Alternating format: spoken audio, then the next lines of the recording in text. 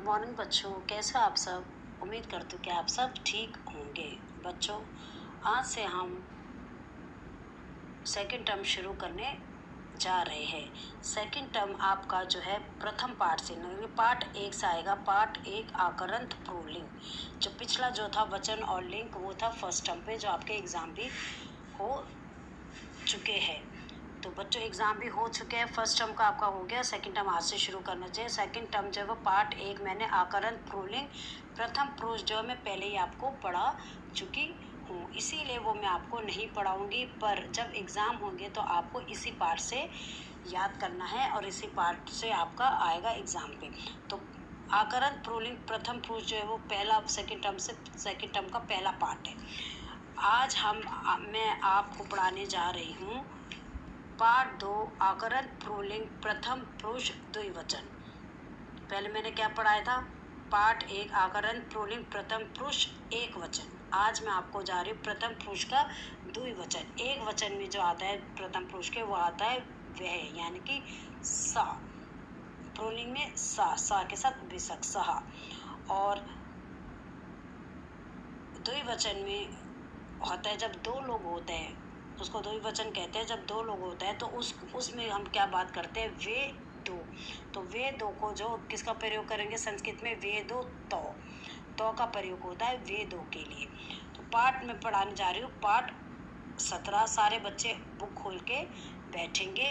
Book में से आप लोग अच्छे से ध्यान से पढ़ेंगे और इनका साथ के साथ मैं आपको पढ़ाते वक्त हिंदी अनुवाद कराऊंगी। तो साथ साथ आप लोग इनका हिंदी अनुवाद भी करेंगे। जिन बच्चों के पास अभी बुक नहीं है, आप कल ही स्कूल से जाके बुक ले आइए। संस्कृत की बुक आ चुकी है। तो जो बच्चे क्लास 5 के सारे बच्चे बुक लेना, कि अब नेक्स्ट क्लास में सबके पास बुक होनी चाहिए। तो अगर जिनके पास बुक नहीं है और जो मैं पढ़ा रही हूँ और मैं जो जिन शब्दों का हिंदी में अनुवाद कर रही हूँ एक एक लाइन का, तो आप अभी इनको रिवीजन कॉपी में या कोई भी रफ कॉपी में लिख लो। जब बुक आएगी जो आप लोग इनका अनुवाद जो है वो बुक में ही करना है, बुक में ही लिखना है, ताकि जब आप पाठ पढ़ोगे तो आपको हिंदी अनुवाद आप लिखोगे तो आपको पता चल जाएगा इन लाइन का, इन वाक्य का मतलब क्या है। तो अभी आप लोग क्या करेंगे, किस में लिखेंगे? रिवीजन कॉपी में। जो पाठ पढ़ाने जा रही हूँ पार्ट 2 में पढ़ा रही हूँ आकरण प्रोलिंग प्रथम पुरुष द्विवचन। तो मतलब वे दो, यानी कि सिर्फ जहाँ पर दो लोग हुए उनके बारे में हम आज पढ़ेंगे। और पेज नंबर 17। सह रामा अस्ति, इसका अर्थ क्या है?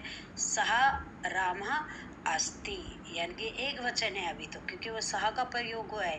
वह राम है, वह राम है। दो लड़के खड़े हैं ना, तो एक राम है, वह राम है। सह रामेशा अस्ति, वह रामेश है। एक इनमें से एक लड़का राम है और एक लड़का रामेश है। राम रमेश च तत्र पठथ।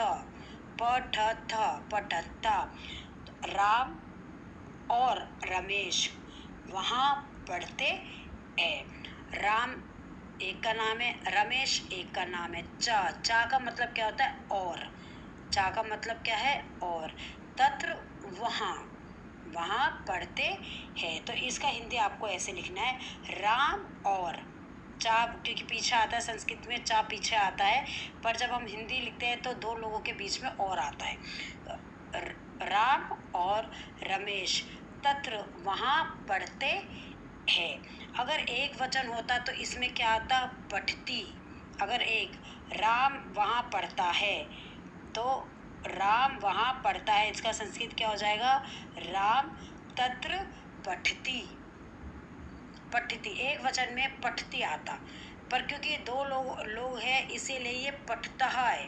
द्विवचन में जब भी द्विवचन होगा, जब भी दो लोग होंगे, तो इसमें क्रिया जो है यानी कि पढ़ते हैं, तो क्रिया में जो है ये पठता है, पठता और विसर्ग।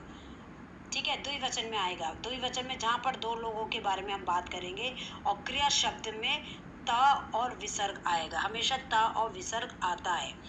वैसे तो इसमें अगर एक ही होता तो इसमें आता पठती। क्या आता? पठती। तो पठतः, तो मतलब वे दो पढ़ते हैं, है पे बिंदु आएगा क्योंकि वो बहुवचन आ गया, यानी कि दो लोग हैं, एक से ज़्यादा, इसीलिए उसमें बिंदु आएगा है पे। इधर भी बिंदु आएगा राम और रमेश, हिंदी पे राम और रमेश वहाँ पढ़ते हैं, तो यहाँ पर है पे बिंदु आएगा, एक से ज़्यादा लोग हैं तो वहाँ है पे बिंदु आता है। वह राम है, वहाँ पर है पे बिंदु नहीं आएगा क्योंकि वहाँ पर सिर्फ हमें बताया गया है कि वह राम है, वह रमेश है, वहाँ भी है पे बिंदु नहीं आएगा। पर रमेश, राम और रमेश वहाँ पढ़ते है, तो है पे वहाँ पर बिंदु आएगा। तो पठतः, तो पठतः, पठता और विसर्ग है, विसर्ग को मैंने पहले आपको बताया था, हा का उच्चारण होता है विसर्ग के साथ, तो पठतः, पठतः वे दो पढ़ते है पे बिंदु आएगा।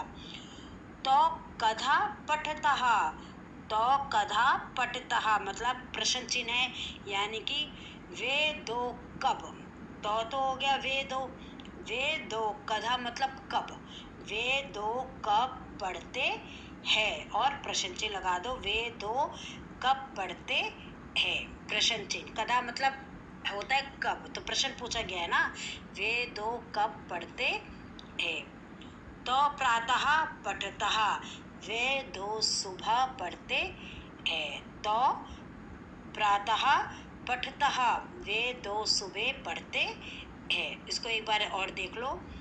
सा रामा अस्ति, वह राम है, सा रामेशः अस्ति, वह रमेश है, रामः रमेशः च तत्र पठतः, राम और रमेश वहाँ पढ़ते हैं। तो पठतः वे दो पढ़ते हैं, तो कदा पठतः वे दो कब पढ़ते हैं, प्रश्न चिन्ह। तो प्रातः पठतः वे दो सुबह पढ़ते हैं। तो बच्चा पेज नंबर 17 ये है। अब पेज नंबर 18 में देखो, सा काका अस्ति, यानी कि वह काका, काका मतलब कौवा, वह कौवा है। तत्र शुका भी अस्ति, तत्र मतलब तत्र शुका अस्ति, वह शुका भी है, तत्र मतलब वहाँ, तत्र मतलब वहाँ, वहाँ शुका, शुका मतलब तोता, अपि मतलब भी, अस्ति मतलब है, वहाँ तोता भी है। सा काका अस्ति, वह कौवा है, तत्र शुका अपि अस्ति, वहाँ तोता भी है। काकः कृष्णः अस्ति, काका यानी कि कौवा जो है काला है, कृष्णः मतलब कृष्ण का रंग जो मतलब काला है, तो काकः कृष्णः अस्ति, कौवा काला है। शुकः हरितः अस्ति, तोता हरा है। काकः शुकः चः वादतः, कौवा और तोता बात करते हैं, वादता मतलब बातें करना, तो वादता वे दो बात करते हैं। दोबारा देखिए, सहा काका अस्ति, वह कौवा है, तत्र शुका अपि अस्ति, वहाँ तोता भी है। काकः कृष्णः अस्ति, काका कौवा काला है। शुका हरिता अस्ति, तोता हरा है। काकः शुकः च वदतः, कौवा और तोता बात करते हैं।